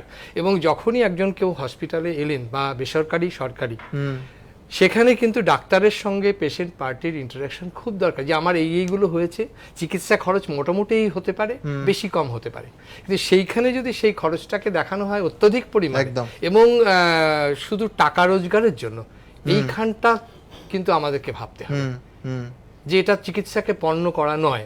এবং আমি যেটা বলবো, আগে যখন আমরা ছাত্র ছিলাম আমাদের মেডিকেল কলেজগুলোতে অনেক পথিতযশা ডাক্তার ছিলেন, তারা হাসপাতালে সকালে আসতেন, বিকেলবেলা যেতেন, পেশেন্টের সঙ্গে তাদের ইন্টারাকশন হতো, তারা কিন্তু সত্যিকারের সেবা যাকে বলে, এবং ছাত্র পড়ানো, আমরা তাদের কাছে মারধরকে শিখেছি, সেই জিনিসটা এখন কিন্তু একদমই চলে গেছে। এখন আমরা সবকিছু যন্ত্র নির্ভর, যে ক্লিনিক্যাল আইটা আমাদের চলে গেছে, আমরা সেভাবে কিন্তু পেশেন্টকে দেখি না, সবকিছু যন্ত্র নির্ভর। আবার অন্যদিকও আছে যে পেশেন্টরা বলছে যে আমার সিটি স্ক্যানটা করিয়ে নিন ডাক্তারবাবু, সব দিকে আছে, কিন্তু এটাকে একটা ব্যালেন্স করতে হবে। এবং সেখানে আমার এখানে ডাক্তারবাবুরা আছে, আমার একটা প্রশ্ন, আমার খটকা আরও আছে। ক্যাথ ল্যাবে অ্যাঞ্জিও অ্যাম্বুলাইজেশন হয়েছে, কোনো ওটি হয়নি, ওটি চার্জ 20 ফেব্রুয়ারি অপারেশন থিয়েটারে ফ্লোট্রন এক্সেল পাম্প 3180 দেখানো হয়েছে। এটা মানে ওটি চার্জ হিসেবে কিভাবে, কি কোনো আপনাদের এনি ক্লু? কি ওটি অ্যাক্সেসে কি ফ্লোট্রন এক্সেল পাম্প? হ্যাঁ, আচ্ছা, এটা কি কাজ হয়? এটা সিটি মানে শরীরে ওষুধ ঢোকানোর, হ্যাঁ, শরীরে ওষুধ ঢোকানোর একটা পদ্ধতি, ওটা ইনফিউশন পাম্প, ওটা ব্যবহার হয়েছে এবং ওটার একটা পার্ট ডিসপোজেবল, সেই পার্টটার চার্জ হিসেবে একদম। আমি দ্রুত এরম নানা প্রশ্ন আমরা বারবার দফায় দফায় আপনাদের সামনে তুলে ধরছি। দেখুন আবার, একটা ফোন কলের জন্য কত টাকা খরচ হতে পারে ভাবছেন? হঠাৎ এই প্রশ্ন কেন? প্রশ্নটা উঠছে কারণ সঞ্জয় রায়ের মেডিকেল বিলের এই অঙ্ক। বিলে ব্লাড প্রসেসিং চার্জ বাবদ দেখানো হয়েছে 2970 টাকা। এই প্রসেসিং ফি অর্থ কি? সহজ কথায় বললে, অ্যাপোলোর কোনো কর্মী ইন্টারকম মারফত অ্যাপোলোরই ব্লাড ব্যাংকে ফোন করে রক্ত রাখতে বলেছিলেন, যার জন্য কোনো খরচ হওয়ারই কথা নয়। অথচ রিসিভার তুলে সামান্য এই কথাটুকু বলার জন্যই নাকি বিল হয়েছে 2970 টাকা। আমি 1 কাপ চা আর একটু চিকেন স্টু বানিয়ে যে লাভ করব, আমি একটা ইঞ্জেকশন দিয়ে তাই লাভ করবো, এটা হয় না। স্বাস্থ্য দপ্তর সূত্রে দাবি, অনেক কিছুর মতোই বিলের এই অংশেও চোখ আটকে গিয়েছে তদন্ত কমিটির। বিল অনুযায়ী ব্লাড ব্যাংক থেকে নেওয়া রক্তের দাম ধরা হয়েছে 3240 টাকা, কিন্তু সঞ্জয়কে তো কোনো রক্তই দেওয়া হয়নি। তাহলে 3 ইউনিট রক্তের দাম কেন নেওয়া হলো? কারণ ওই 3 ইউনিট রক্ত সঞ্জয় লাগতে পারে বলে রেখে দেওয়া হয়েছিল, আর তার জন্যই এই বিল। কিন্তু 3 দিনের মধ্যে রক্ত নষ্টও হয় না, আবার দাম নেওয়ার পর সেই রক্ত সঞ্জয়ের পরিবারকে ফেরতও দেওয়া হয়নি। তাহলে কিসের বিল? সূত্রের খবর, এই প্রশ্নের উত্তর খুঁজছে তদন্ত কমিটি। এবার আসা যাক বিলে মেডিক্লেমের প্রসঙ্গে। সঞ্জয়ের পরিবারের দাবি তার মেডিক্লেম ছিল, কিন্তু এসএসকেএমে স্থানান্তরের পর তাড়াতাড়ি টাকা আদায় করতে অ্যাপোলো কর্তৃপক্ষ তা নিতে চায়নি। কিন্তু বিলে মেডিক্লেমের প্রসেসিং ফি বাবদ দিব্যি নেওয়া হয়েছে 200 টাকা। কিন্তু কেউ যদি মেডিক্লেম ফেসিলিটি নেয়ও, তাহলেও তো মেডিক্লেমের প্রসেসিং ফি নেওয়ার কোনো প্রশ্ন উঠতে পারে না, কারণ এটা তো পেমেন্টেরই একটা মাধ্যম। প্রশ্ন অনেকেরই। বিলে চমক এখানেই শেষ নয়। অ্যাপোলোর বিলে দেখা যাচ্ছে সঞ্জয় যন্ত্রণায় ছটফট করছিলেন বলে তাকে বেঁধে রাখার জন্য দড়ির টাকাও ধরেছে হাসপাতাল কর্তৃপক্ষ। 131 ঘন্টা 34 মিনিটের জন্য 600 টাকা। একটা দড়ির দাম 600 টাকা। সঞ্জয়ের পরিবারের দাবি, এসএসকেএমে পৌঁছে দেওয়ার পর মরণাপন্ন সঞ্জয়ের শরীর থেকে অ্যাপোলোর পোশাকটিও খুলে নিতে বলেননি অ্যাপোলোর কর্মীরা। কিন্তু এমন আচরণ কেউ কি করে করতে পারে? সব অভিযোগই খতিয়ে দেখছে স্বাস্থ্য দপ্তরের তদন্ত কমিটি। গোটা বিষয় নিয়ে অ্যাপোলো কর্তৃপক্ষের সঙ্গে যোগাযোগের চেষ্টা করা হলেও তাদের কোনো প্রতিক্রিয়া পাওয়া যায়নি। নিমাই পান্ডা, এবিপি আনন্দ, কলকাতা। ডক্টর মুখার্জি, আপনাদের প্রত্যেকের কাছে আমার প্রশ্ন থাকবে যে বিল তৈরি হওয়াতে ডাক্তারবাবুদের অবদান কতটুকু? অর্থাৎ বিল তৈরি হওয়ার আগে অনুমতি নেওয়া হয় কিনা, তৈরি হওয়ার পরে কোনো কাউন্টার সাইন করা হয় কিনা, কোনো আপনারা আলোকপাত করবেন এই বিষয়টা? না, এরকম ইউজুয়ালি কখনো করা হয় না। যদি কোনো বাড়ির লোক যদি কখনো আমাদের কাছে জানতে চান যে দেখুন এই বিলটা একটু দেখে দেবেন, সেটা আমরা অনেক সময় মানে ভেরিফাই করে দিই। কিন্তু রুটিনলি বাড়ির লোকের কোয়ারি সেটা হলো, হসপিটাল রুটিনলি কিন্তু এটা করা হয় না। সেটাই বিলিংয়ে সরাসরি ডাক্তারদের ইন্টারফারেন্স থাকে না। ডাক্তারদের নেগেটিভ ইন্টারফারেন্স এখানে যেটা, সেটা হচ্ছে খারাপ বিল নিয়মিত মাঝে মধ্যে ধরে সেগুলোকে আটকানোর চেষ্টা না করাটা ডাক্তারদের negative input. But otherwise doctor এই একটা মাত্র জায়গায় ডাক্তারদের পক্ষে বলার জায়গা আছে যে এই বিলিং প্রসিডিওরের জন্য স্টাফ আর এমপ্লয়েড টু ম্যাক্সিমাইজ প্রফিট, তাদেরকে সেই জন্য বিনিয়োগ করা হয়। আর ডক্টরের অ্যাডভাইস যেটা থাকবে সেইটা হচ্ছে প্রায়োরিটি। ডক্টরের অ্যাডভাইস থাকলে তবেই সেটা বিলিং এ ওঠানো উচিত। আইডিয়ালি হ্যাঁ, ডক্টর অ্যাডভাইস ছাড়া কি করে ত্রিভুজের একদিকে পেশেন্ট, একদিকে হসপিটাল কর্তৃপক্ষর বিলিং, আর একদিকে ডাক্তার। আজকে আমার চিকিৎসার গাফিলতির দায় যেরকম একটা হসপিটাল নেবে না, সেরকম একটা হসপিটালের বিলিং এর দায়ও কিন্তু ডাক্তার হিসেবে আমি নেব না। কেন নেবেন রুবি? আমার আপনার মনের অবস্থা আমরা সত্যিই বুঝতে পারছি, কিন্তু এই তো অবর্ণনীয় পরিস্থিতি। আমার মনে আছে যখন সঞ্জয় বেঁচে আছেন তখনও ঘটনাচক্রে ক্যামেরার সামনে আপনার সঙ্গে আমাদের দেখা হয়েছিল, তখনও এই অসহায়তা বারবার আপনি বলছিলেন যে কার্যত আপনাদের হাতের বাইরে চলে গেছিল বিষয়টা। আজকে বোধহয় বিলটাও স্বাস্থ্য দপ্তরের কর্তাদের বক্তব্য সেই প্রমাণ দিচ্ছে। কিছু বলার নেই আমার এখানে। ওকে হাত বাঁধার যে কথাটা, ওটা আমরা বারবার বলেছি, কেন হাত বাঁধছেন আপনারা? একজন কাউকে সবসময় অ্যালাউ করুন যে ওর বলছে হাত পা নাড়ছে। এমনকি দিদিকেও বলেছে, দেখুন পাশের পেশেন্টটাকে আপনার ভাইয়েরা ওনারা কিন্তু সেম কন্ডিশন, উনি কিন্তু হাত পা নাড়ছেন না, চুপচাপ শুয়ে আছেন। আপনার ভাই কিন্তু কন্টিনিউয়াসলি হাত পা নেড়ে যাচ্ছে। তাহলে আমাদের থাকতে দিন। আমি যখন থাকতাম হাতটা খুলে আমি ওর হাতটা ধরে থাকতাম, কেননা ওটা খুলে দিতে চাইছে, সব খুলে দিতে চাইছে, তো রাখতো, অ্যাটলিস্ট মনে তো স্যাটিসফ্যাকশন থাকতো যেন ওকে বেঁধে রাখেনি, জল দেয়নি, হাতটা তো ধরে থাকতো। কিছু বলার নেই, এত অমানবিক এদের কাছে, আমার কাছে বলার কোনো ভাষা নেই।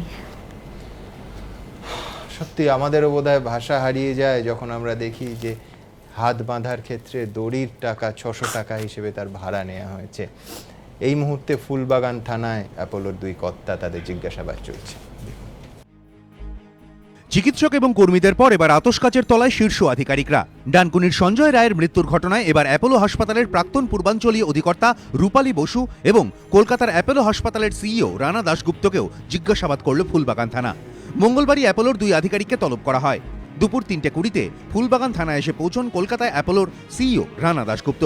থানার ভেতরে তাকে জিজ্ঞাসাবাদ শুরু করেন তদন্তকারী অফিসারেরা। প্রায় 2.5 ঘন্টা পর বিকেল 5:50 ফুলবাগান থানায় এসে পৌঁছন রূপালী বসু। পুলিশ সূত্রে দাবি বিকেল 5:50 থেকে সন্ধ্যে 6:50 পর্যন্ত 1 ঘন্টা ধরে রানা দাশগুপ্ত ও রূপালী বসুকে একসঙ্গে বসিয়ে জিজ্ঞাসাবাদ করেন পুলিশ আধিকারিকরা। কিন্তু কি বিষয় তাদের প্রশ্ন করা হয়েছে? পুলিশ সূত্রে দাবি দুজনের জন্য নির্দিষ্ট প্রশ্নমালা সাজিয়ে রাখা হয়। অ্যাপোলোর বিরুদ্ধে চিকিৎসায় গাফিলতি, অপ্রয়োজনীয় পরীক্ষা নিরীক্ষা করে বিল বাড়ানো বা বিল বকেয়া থাকায় ফিক্সড ডিপোজিটের নথি জমা রাখার যে অভিযোগ উঠেছে, সেই প্রসঙ্গেই দুজনকে একের পর এক প্রশ্ন করা হয়। ময়ূর ঠাকুর চক্রবর্তী, এবিপি আনন্দ, কলকাতা। মুখ্যমন্ত্রী বারবার মানবিক মুখের কথা বলছেন। দুটো ঘটনা পাশাপাশি আজকের আপনাদের দেখাবো। একদিকে বর্ধমানের কাটোয়ায়, যেখানে বেসরকারি নার্সিংহোম তারা সোনার গয়না বন্ধক চাওয়ার কথা বলছে, আর অন্যদিকে জলপাইগুড়ি সদর হাসপাতাল ফেয়ার প্রাইস শপ তারা মোবাইল চাইছে বন্ধক হিসেবে। নিঃসন্দেহে অমানবিকতার দুটি মুখ, যদি দুটি ঘটনায় অভিযোগ সত্য হয়। তোমার জমির দলিল জমা দিতে হবে, তোমার ফিক্সড ডিপোজিট জমা দিতে হবে। আমি চিকিৎসার নামে শুধু ব্যবসা করব, এটা হবে না। মুখ্যমন্ত্রী যখন বেসরকারি হাসপাতালগুলিকে এই কড়া বার্তা দিচ্ছেন, তখন জলপাইগুড়িতে সামান্য ওষুধের টাকা না থাকায় মোবাইল বন্ধক রাখার অভিযোগ উঠল সরকারি হাসপাতালের ন্যায্য মূল্যের ওষুধের দোকানের বিরুদ্ধে। আর বর্ধমানের কাটোয়ায় অভিযোগ, এক রোগিনীকে ফি মেটাতে সোনার গয়না বন্ধক দেওয়ার পরামর্শ দিয়েছেন এক কম্পাউন্ডার। সোমবার রাতে রায়পুর চা বাগানের শ্রমিক বাহানি লোহার বিষ খান, তাকে জলপাইগুড়ি সদর হাসপাতালে ভর্তি করা হয়। পরিবারের দাবি, নার্সরা বলেন বাইরে থেকে ওষুধ এবং ইঞ্জেকশন কিনে আনতে, তখন যন্ত্রণায় ছটফট করছেন তরুণী। হাসপাতালের মধ্যেই এই ন্যায্য মূল্যের ওষুধের দোকানে ছুটে যান পরিজনেরা, কিন্তু তাদের কাছে ছিল মাত্র 40 টাকা, আর ওষুধের বিল হয়েছিল 120 টাকা। অভিযোগ, বাকি টাকা সকালে মেটানোর কথা বলা হলেও তাদের ওষুধ দেওয়া হয়নি। পরিবারের দাবি, ওষুধের দোকানের এক কর্মী বলেন আপনাদের কাছে আর কি আছে? রোগীর ওই আত্মীয় বলেন মোবাইল ফোন আছে। অভিযোগ, মোবাইল ফোন জমা রেখে তবেই ওষুধ দেয় ন্যায্য মূল্যের দোকান। টাকা আনবো তারপরে দিব, ওষুধটা আমাকে দেবো, আমার এমার্জেন্সি পেশেন্ট আছে। তো বলতেছে তোমার কাছে কি আছে? আমি বললাম আমার কাছে কিছু নেই, টাকা নেই, আমার কাছে মোবাইল আছে। তো বললো ওকে মোবাইলটা দাও, টাকা দিবা, তারপরে মোবাইলটা নিয়ে যাও বললো আমাকে এরকম। ঘটনার কথা কবুল করেছে ন্যায্য মূল্যের ওষুধের দোকানটি। টাকা ছিল না ওনার কাছে, তো উনি পয়সা মোবাইল রেখে গিয়েছিল, তারপরে পয়সা দিয়ে মোবাইল নিয়ে গেছে। মোবাইল ফোন জমা রেখে বেশ কিছুক্ষণ পর ওষুধ ইঞ্জেকশন আনে পরিবার, তা দেওয়াও হয় তরুণীকে। কিন্তু ততক্ষণে যে অনেক সময় কেটে গিয়েছে, শেষ পর্যন্ত আর বাঁচানোই যায়নি চা বাগানের এই শ্রমিককে। লিখিত অভিযোগ পেলে তদন্তের আশ্বাস দিয়েছে প্রশাসন।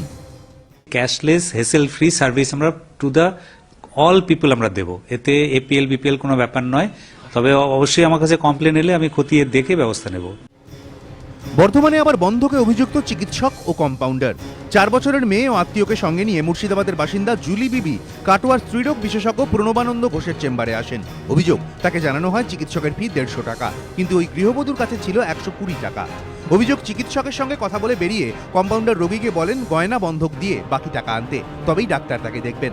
সেই মতো ওই মহিলা কানের দুল বন্ধক দিয়ে চিকিৎসকের ফি বাবদ বাকি টাকা আনেন। হ্যাঁ, টাকার জন্য বলে জিনিস বন্ধক দিয়ে এসো, তারপর দেখা যাবে। একটা কানে জিনিস আছে আর একটা নাই, এখানে কানে দোল বন্ধক দিয়ে আসতে। হ্যাঁ, বন্ধক দিয়ে এসো, বলে টাকার ব্যবস্থা করবো, তারপর এখানে আসবা। চিকিৎসকের অবশ্য দাবি তিনি নাকি কিছুই জানেন না।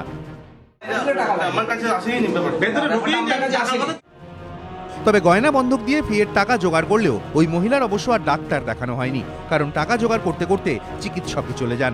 পরে স্থানীয় বাসিন্দাদের সাহায্যে ওই গৃহবধূকে কাটোয়া মহকুমা হাসপাতালে ভর্তি করা হয়। এবিপি আনন্দ। প্রশ্নটা সরকারি বা বেসরকারি পরিকাঠামোর নয়, আবার বলছি প্রশ্নটা মানবিকতার। ডক্টর মুখার্জির কাছে আমি আসবো, যেহেতু আপনি একটা বেসরকারি হাসপাতালের এই কোর ম্যানেজমেন্টের সঙ্গে যুক্ত ছিলেন এক সময়। এই বিল বাড়ানো, বাড়িয়ে দেখানো এবং এই ধরনের প্রশ্নচিহ্ন উঠতে পারে এই ধরনের বিলে ইনপুটস, এইগুলো করে কারা এবং কাদের নির্দেশে করে? কি স্পষ্ট একদম ওই সেলস টার্গেট বেঁধে দেওয়ার মতো লিমিট বেঁধে দেওয়া হয়? একেবারে পরিষ্কার তাই। এটা মানে to maximize the earning, maximize profit, যেটা কিনা একটা স্বাভাবিক খোলা ভাষায় একটা ব্যবসার প্রধান একটা চরিত্র। টু ম্যাক্সিমাইজ প্রফিট, একদম পরিষ্কার এই ভাষাতেই কথাবার্তা হয় যে শেয়ার হোল্ডারের টাকায় কাজটা চলে, শেয়ার হোল্ডারের কাছে বছরের শেষে আমাদেরকে ব্যালেন্স শিট প্লেস করতে হয়, সেটার উপরে শেয়ারের দাম তৈরি হয় এবং সেটা থেকেই কিন্তু সিইওর মাইনে হয়, ডাক্তারের নয়। তো সেই জায়গাটা তাদের কাছে খুব পরিষ্কার এবং তারা, আমার মনে হয় তারা নিজেরা যদি ডাক্তারও হন, তারা আস্তে আস্তে সেটা ভুলে যান। তারা জানেন তারা একটা কোম্পানি, যে কোম্পানিটা একটা প্রোডাকশন করে, একটা ব্যবসা তৈরি করে এবং সেটা থেকে প্রফিট করে, সেইখানে মুনাফা ম্যাক্সিমাইজ করা প্রথম এবং প্রধান কাজ। তার জন্য কারেন্সি হিসেবে ইউজ হয়, মানে যেটা মানে রেগুলার রোলিং হচ্ছে যে বস্তুটা, সেটার নাম পেশেন্ট। আনফর্চুনেটলি এই করুণ জায়গাটা আমরা মানে নিতে পারছি। আমার ধারণা স্টুডিওতে আমরা যারা আছি প্রত্যেকে একটা বিষয় একমত হব যে আসল সমস্যাটা হচ্ছে মানবিকতার অভাবে। সেটা হলে দুটো পরিকাঠামোই, সরকারি বেসরকারি, একে অন্যের পরিপূরক এবং সেটা অত্যন্ত স্মুথভাবে সুস্থভাবে চলতে পারে। আমার মনে হয় যে সঞ্জয়কে আমরা তো রুবি দেবীর কাছে, তার পরিবারের কাছে, তার সন্তানের কাছে ফিরিয়ে দিতে পারবো না, কিন্তু এই ঘটনা সত্যি সত্যি যেন সমাজের যারা নিয়ন্ত্রণ করে এই ধরনের ঘটনা তাদের চোখ খুলে দেয়। আমরা অন্তত এই ধরনের ঘটনার তালিকা যেন ভবিষ্যতে আর বানাতে না পারি। পাশাপাশি আমরা চাইব ঠিক 4 দিনের মাথায় যে শিশুকে তার মা হারালো, এখনো পর্যন্ত নিঃসন্দেহে ছবি, যিনি মূল অভিযুক্ত হতে পারেন বলে পুলিশ মনে করছেন, তার ছবি সামনে এসেছে, তারা ধরা পড়ুক, শিশুটি, ওই 4 দিনের শিশুটি মায়ের কোলে ফিরে যাক। এই প্রার্থনা নিয়ে আমি আপনাদের দেখাতে চাইব এর আগে কলকাতায় এবং রাজ্যে শিশু চুরি বা শিশু বদল, এই ঘটনা বারবার এসছে, কখনো আরজি করে এসেছে, কখনো ন্যাশনাল মেডিকেলে এসেছে। দেখুন, দক্ষিণবঙ্গ থেকে উত্তরবঙ্গ, সিআইডি যখন শিশু পাচারের জাল কাটার চেষ্টা করছে, তখনই শিশু চুরির অভিযোগে শিরোনামে এলো কলকাতা মেডিকেল কলেজ হাসপাতাল। সামনে এলো সন্দেহভাজনের ছবি। খোঁজ করছে পুলিশ। খবর দিলে পুরস্কারের ঘোষণাও করা হয়েছে। তবে কলকাতার সরকারি হাসপাতালে শিশু চুরির অভিযোগ নতুন নয়। দিনটা ছিল 2012 সালের 13ই অক্টোবর। আরজিকর মেডিকেল কলেজ হাসপাতাল থেকে নিখোঁজ হয় 7 দিনের এক শিশু। তার মা মর্জিনা বিবি দাবি করেন, সদ্যজাতটিকে বিছানায় রেখে তিনি শৌচাগারে গিয়েছিলেন, কিন্তু ফিরে এসে দেখেন শিশুটি বিছানায় নেই। এই ঘটনায় সিসিটিভি ফুটেজ থেকে কোনো সূত্র পাওয়া যায়নি। কিনারা করতে সন্দেহভাজন মহিলার স্কেচ প্রকাশ করতে হয় পুলিশকে। কর্তব্যে গাফিলতির অভিযোগে বদলি করা হয় প্রসূতি বিভাগের 4 নিরাপত্তা রক্ষীকে। 3 মাসের মাথায় ফের শিশু চুরির অভিযোগ ওঠে আরজি করে।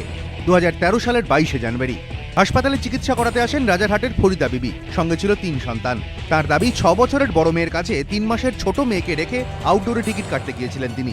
সঙ্গে নিয়ে যান 3 বছরের ছেলেকে। ফরিদা দাবি করেন, টিকিট কেটে ফিরে এসে তিনি দেখেন বড় মেয়ে থাকলেও ছোট মেয়ে উধাও। বড় মেয়ে তাকে বলেছিল এক আন্টি এসে বোনকে নিয়ে গেছে। এক্ষেত্রেও সন্দেহভাজন মহিলার স্কেচ আঁকানো হয়। 3 মাস আগের ঘটনার সঙ্গে হুবহু মিলে যায় এই সন্দেহভাজন মহিলার স্কেচ। শিশু চুরির অভিযোগ ঘিরে কয়েক বছর আগে ন্যাশনাল মেডিকেল কলেজ হাসপাতালের ভূমিকাও প্রশ্নের মুখে পড়েছিল। হাসপাতালে সিসিটিভি ক্যামেরায় ধরা পড়েছিল বোরখা পরা এক সন্দেহভাজন মহিলার ছবি। সেই সূত্রেই ব্রড স্ট্রিটের একটি ফ্ল্যাট থেকে শিশুটি উদ্ধার করেছিল পুলিশ। কলকাতা মেডিকেল কলেজের ক্ষেত্রেও রয়েছে 2 জায়গায় সিসিটিভি ক্যামেরার ফুটেজ। হন্যে হয়ে সবুজ শাড়ি পরা মহিলাকে খুঁজছে লালবাজার। এবিপি আনন্দ।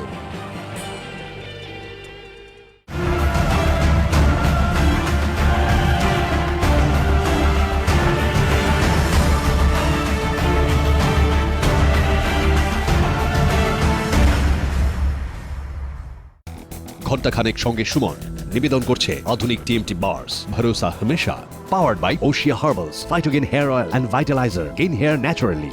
সহযোগী নিবেদক সফেদ ডিটারজেন্ট পাউডার, সাফাইকা সুপারস্টার। বিবেকানন্দ হসপিটাল, দুর্গাপুর। আমরা জানি জীবনের মূল্য। ডাফ এন্ড ডাট সম্পাদিত গ্রামার কোশ্চেন বাঞ্চ মানেই তুলসী প্রকাশনী। রাজা সুগার ফ্রি মারে নিউট্রিশিয়াস বিস্কিট, চিনি ছাড়া ফাইবার ভরা একদম সত্যি।